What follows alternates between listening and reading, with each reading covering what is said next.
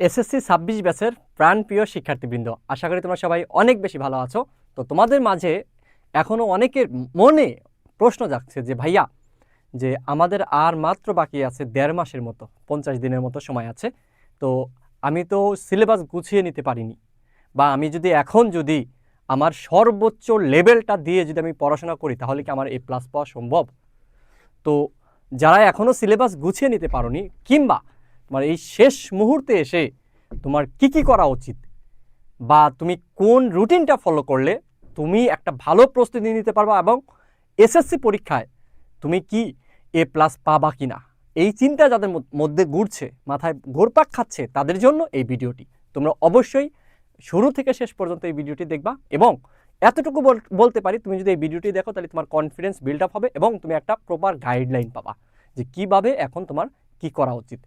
তবে তোমাদের তার আগে জানিয়ে রাখি, এসএসসি ২৫ ব্যাচে কিন্তু ৬ লাখ, বুঝতে পারছো, এসএসসি ২৫ ব্যাচে তোমার ৬,৬,৬০,০০০, ঠিক আছে, ৬,৬,৬০K প্লাস শিক্ষার্থী কি জাস্ট ফেল করেছিল।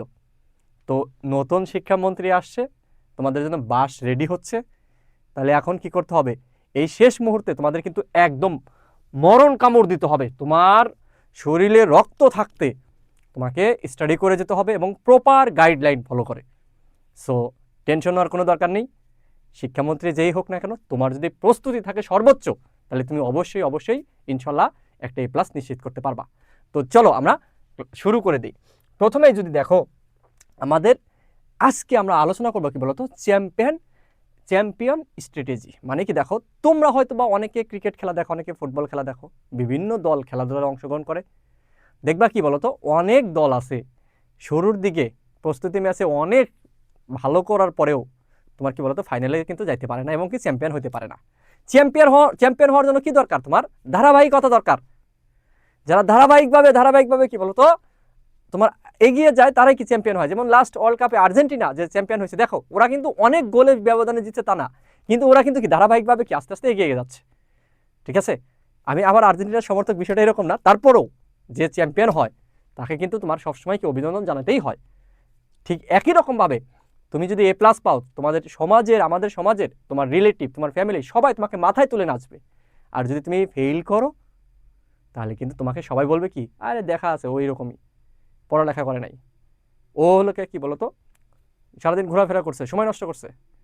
সো তোমাকে চোখ কান খোলা রেখে সঠিক স্ট্র্যাটেজি মেনটেন করে তোমাকে কিন্তু এখন স্টাডি করতে হবে। ঠিক আছে, তো আজকে আমরা এই চ্যাম্পিয়ন স্ট্র্যাটেজি নিয়ে আলোচনা করব। কয়েকটা পয়েন্টে আমি তোমাদের সাথে কথা বলবো, সেই পয়েন্টগুলো যদি তুমি ফলো করো, ইনশাল্লাহ ভালো একটা প্রস্তুতি তুমি সম্পন্ন করতে পারবা। প্রথমত হলো যে তোমার কি বলতো লক্ষ্য নির্ধারণ করতে হবে। এখন দেখো, এই লক্ষ্য নির্ধারণের ক্ষেত্রে ঝামেলাটা হয় অনেকে শিক্ষার্থীর। এখন ভাইয়া দেখো, তোমার লক্ষ্যটা তো হইতে হবে। এখন তুমি কি চাও, তোমার চাওয়ার উপরও তো অনেক কিছু নির্ভর করে। তোমার যদি চাওয়ার মতো না থাকে, তাহলে কি তুমি লক্ষ্যে পৌঁছাতে পারবা না? এখন তোমার লক্ষ্যটা কি? অনেকের লক্ষ্য কি বলতো কোনো রকমে পাস করা, অনেকের লক্ষ্য কি বলতো গোল্ডেন A+ পাওয়া, আবার অনেকের লক্ষ্য শুধু A+ পাওয়া, আবার অনেকের লক্ষ্য যে গোল্ডেন A+ সাথে কি বলতো মার্কস, যে 1200+ আমাকে মার্কস তুলতে হবে, 1220, 1240, 1300-র মধ্যে। সো এখন এই যে এই লক্ষ্যটা তোমাকে আগে নির্ধারণ করতে হবে, তুমি কি চাও। তোমার যদি লক্ষ্য না থাকে, লক্ষ্য ছাড়া তুমি কিচ্ছু অর্জন করতে পারবা না। সো তোমার যেটা লক্ষ্য, যদি গোল্ডেন A+ লক্ষ্য হয়, তাহলে একটা পেজ নাও, পেজ নিয়ে লেখো গোল্ডেন A+, মার্কস এত, ইনশাআল্লাহ। ঠিক আছে, লিখে তোমার টেবিলের এক সাইডে লিখে রাখো। তুমি ঘুম থেকে উঠে ওইটা দেখবা, ঘুমাতে যাওয়ার আগে ওইটা দেখবা, তাহলে দেখবা তোমার মাথার মধ্যে একটা কি বলতো অটোমেটিকলি একটা মোটিভেশন কাজ করবে। সো তোমাকে আমি প্রথম যেটা বলবো ভাইয়া, যে তোমার লক্ষ্যটা আগে নির্ধারণ করো, লক্ষ্যটা আগে সেট করো। লক্ষ্যটা সেট করার পরেই দেন তুমি কি বলতো তোমার সামনে আস্তে আস্তে আগাতে পারবা, তাছাড়া কোনো সম্ভব না। তারপরে আসো, আমাদের কি করতে হবে, আমাদের করতে হবে কি বলতো তোমাদের টেস্ট পেপার বিশ্লেষণ। যেটা টেস্ট পেপার, তোমাদের টেস্ট পরীক্ষা হয়ে গেছে আরও আগে, তোমরা যেহেতু 1.5 মাস পরে পরীক্ষা দিবা, তোমাদের এখন যেটা করতে হবে, তুমি যেই চ্যাপ্টারটা পড়তেছো, যেই বিষয় পড়তেছো, সেই বিষয়ের তুমি যেটা করবা কি বলতো সেটার টেস্ট পেপার সলভ করতে হবে। স্পেশালি তুমি এখানে টেস্ট পেপারের বিভিন্ন স্কুলের কি বলতো MCQ-গুলো আসছে না ভাইয়া, এই MCQ-গুলো মাস্ট সলভ করতে হবে টেস্ট পেপার থেকে। কারণ তোমার রেজাল্টের মার্কস কত পাবা, এটা কিন্তু অনেকটা আবার এমসিকিউর উপর নির্ভর করে। ক খ এমসিকিউ শর্ট কোশ্চেন এগুলো অনেক মার্কস। আমরা শুধুমাত্র কি বলতো গ ঘর দিকে আমরা কি বলতো ছুটতে আমাদের কি বলতো এই শর্ট কোশ্চেনগুলোর দিকে আমরা কি অবহেলা করে ফেলি। সো ভাইয়া টেস্ট পেপার থেকে তুমি যদি সিকিউ সলভ না করেও সিকিউ এর ক্ষেত্রে তুমি পারলে সলভ করবা, না পারলেও অ্যাটলিস্ট গভর্নমেন্ট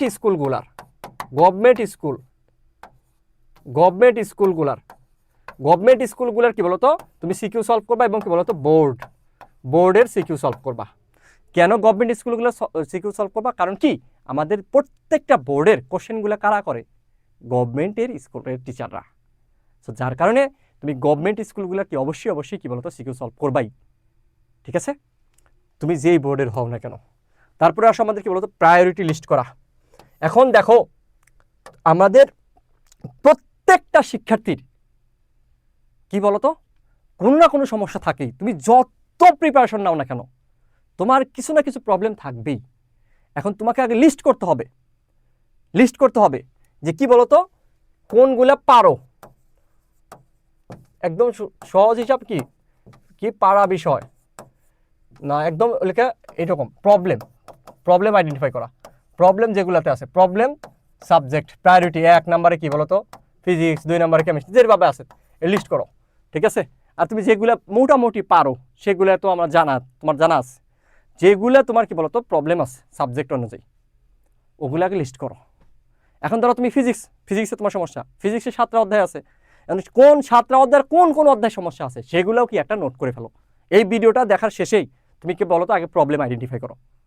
এবং প্রবলেম যদি না জানো তুমি একটা ডাক্তারের কাছে যদি যাও বাবা, তাহলে তোমাকে কি করবে বলো তো? আগে তোমাকে জিজ্ঞাসা করবে তোমার কি সমস্যা, কয়দিন ধরে সমস্যা, কি হয়েছে না হয়েছে, ঠিক আছে, ডিটেলস জানবে। কেন ডাক্তার এগুলো জানতে চায়? কেন ডাক্তার তো চাইলে তোমার এক্স রে রিপোর্ট দেখে বা তোমার যে পরীক্ষার যে রিপোর্ট আছে সেটা দেখেই সে দেখতে পারে, কিন্তু ওই প্রবলেমগুলো সে জানতে চায় এই জন্যই যে প্রবলেম অনুযায়ী মেডিসিন দিতে হবে।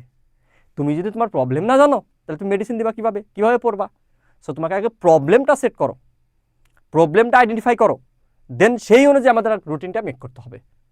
বুঝতে পারছো? যেগুলো প্রবলেম আগে এখন সেগুলো পড়তে হবে রে ভাই, কারণ তুমি 15 দিন আগে আসা পরীক্ষার তুমি তো ওই প্রবলেমগুলো সলভ করতে পারবে না। 15 দিন আগে থেকে তোমাদের রিভিশন দিতে হবে, তাই না? সো প্রায়োরিটি লিস্ট করতে হবে এবং প্রায়োরিটি লিস্ট অনুযায়ী তোমাকে বলতো পড়া স্টাডি রুটিন সাজাইতে হবে। এই জায়গাটা হলো দেখো সবচেয়ে বেশি ইম্পর্টেন্ট, সেটা কি বলতো তোমার সেলফ স্টাডি। একজন শিক্ষার্থী সে ভালো রেজাল্ট করবে নাকি খারাপ রেজাল্ট করবে এটা টোটালটাই ডিপেন্ড করে তার সেলফ স্টাডির উপরে। তোমার হাতে যেহেতু ভাইয়া সময় আছে খুবই কম, তাহলে তোমাকে এখন কি করতে হবে? তোমার শরীরে যতক্ষণ পর্যন্ত রক্ত চলবে ততক্ষণ পর্যন্ত তোমাকে কি করতে হবে বলতো? লড়ে যেতে হবে। তোমার ভিতরে একটা জেদ আনতে হবে যে না আমাকে এ প্লাস পাইতেই হবে। তুমি এ প্লাস না পাইলে কি হবে? তোমার অন্যজন তো এ প্লাস পাবে। তোমার রেজাল্টের উপর তোমার বাবা মায়ের হাসি নির্ভর করতেছে, তাহলে তোমার কি বলতো এ প্লাস পাইতে হবে না? এ প্লাস তো পাইতে হবে। তোমরা যারা এসএসসি কিংবা দাখিল যেটাই পরীক্ষা দাও না কেন তোমাকে তো এ প্লাসটা লাগবে বাবা, কারণ এ প্লাসটা পাইলে তুমি ভালো একটা কলেজে পরীক্ষা দিতে পারবা, ভালো একটা Notre Dame college, Holy Cross college বা সেন্ট জোসেফে পরীক্ষাতে তুমি চান্স পেতে পারো, অথবা তুমি ভালো কলেজে তোমার যেই কলেজ তোমার ইচ্ছা আছে সেখানে পড়তে গেলেও কি বলতো রেজাল্টের উপর নির্ভর করে। যার কারণে তোমাকে কি করতে হবে? তোমাকে সেলফ স্টাডি এখন তোমার লেভেল থেকে সর্বোচ্চ পরিমাণ বাড়াইতে হবে, ঠিক আছে। অ্যাটলিস্ট ডেইলি 12 ঘন্টা পড়বা এখন, কারণ সময় নাই, তোমার হাতে সময় নাই। যদি তোমার হাতে সময় থাকতো তাহলে আমি বলতাম যে 7-8 ঘন্টা করে পড়ো, তাহলে হবে না। এখন তুমি 12 ঘন্টা করে সেলফ স্টাডি করবা, যেমনি হোক তোমাকে এটা বাড়াইতে হবে। তুমি যদি একদম কম পড়ো মিনিমাম, ঠিক আছে, মিনিমাম কি বলতো তোমাকে 10 আওয়ার, তুমি যাই কিছু করো না কেন মিনিমাম তোমাকে 10 ঘন্টা সেলফ স্টাডি করতেই হবে। তারপরে তুমি যত পারো করো। আর তোমরা যারা এই গাইডলাইন ভিডিওটি দেখতেছো তোমরা অবশ্যই এই চ্যানেলটি সাবস্ক্রাইব করবা। এই চ্যানেলে ধারাবাহিকভাবে তোমাদের কি বলতো বিভিন্ন বিষয়ের আমরা কিন্তু ক্লাস দিব, সাজেশনমূলক ক্লাস দিব, এমসিকিউর উপর বেশি ক্লাস দিব এবং গুরুত্বপূর্ণ টপিক্সের উপর ক্লাস দিব, যাতে তোমরা কি বলতো যেই জিনিসগুলো প্রবলেম ফেস করতেছো তোমরা যাতে সবকিছুই কি বলতো সুন্দরভাবে কভার করতে পারো। এবং এই ক্লাসগুলো সম্পূর্ণ ফ্রি থাকবে। তো তুমি তো সাবস্ক্রাইব করবাই, তোমার ফ্রেন্ড সার্কেল যারা আছে তাদেরকে কিন্তু সাবস্ক্রাইব করাবা। পাশাপাশি আমি হোয়াটসঅ্যাপ গ্রুপ লিঙ্ক দিচ্ছি ডিসক্রিপশন এবং পিন কমেন্টে, হোয়াটসঅ্যাপ গ্রুপ লিঙ্কেও তুমি অ্যাড হয়ে থাকবা, আমরা কিন্তু সেখানেও কিন্তু আপডেটগুলো দিয়ে দিব। বুঝতে পেরেছো? তুমি আমাদের সাথে যুক্ত থাকলে কি সুবিধা হবে? তুমি তো এসএসসির প্রস্তুতির জন্য একটা ভালো একটা গাইডলাইন পাবাই। এরপরে যখন তুমি কলেজ লেভেলে উঠবা তখনও কিন্তু তুমি কি বলতো আমাদের অসংখ্য ফ্রি ক্লাস তুমি পেয়ে যাবা, তাহলে অবশ্যই আমাদের সাথে তোমার কি যুক্ত থাকতে হবে। তারপরে দেখো কি আছে যে আমাদের প্র্যাকটিস ও টাইম ম্যানেজমেন্ট। প্র্যাকটিস ও টাইম ম্যানেজমেন্ট এটা খুবই ইম্পর্টেন্ট ভাইয়া, খুবই ইম্পর্টেন্ট প্র্যাকটিস ও টাইম ম্যানেজমেন্ট। কারণ হলো তুমি যদি প্র্যাকটিস কম করো তাহলে তোমার কি বলো তো পরীক্ষা হলে ভুল হবে। সো তোমাকে যত পারা যায় প্র্যাকটিস করতে হবে। আর টাইম ম্যানেজমেন্ট এটা সব কিছুতে ইম্পর্টেন্ট। আমি তোমাদের পরীক্ষার আগে তুমি পরীক্ষা হলে কিভাবে টাইম ম্যানেজ করবা সেটা আমি একটা গাইডলাইন ভিডিও দিয়ে দিব। এখন তোমাকে যেটা করতে হবে, তোমাকে ম্যাক্সিমাম টাইম কি করতে হবে, ইউটিলাইজ করতে হবে। এখন ম্যাক্সিমাম টাইম ইউটিলাইজ করার জন্য তোমাকে কি করতে হবে, তোমাকে প্রথম কাজ হলো তোমাকে সোশ্যাল মিডিয়া থেকে দূরে থাকতে হবে। সোশ্যাল মিডিয়া থেকে দূরে থাকতে হবে। কারণ কি দেখো, তুমি একটু দেখো খেয়াল করে যে তুমি সারাদিনে তোমার কত টাইম ওয়েস্ট হয়ে যায় এই ফোনের কারণে। তুমি জাস্ট ক্লাসগুলো দেখতে পারো, তাছাড়া অন্যথায় তোমার ফোন ইউজ করার দরকার নেই, সোশ্যাল মিডিয়া থাকার দরকার নেই।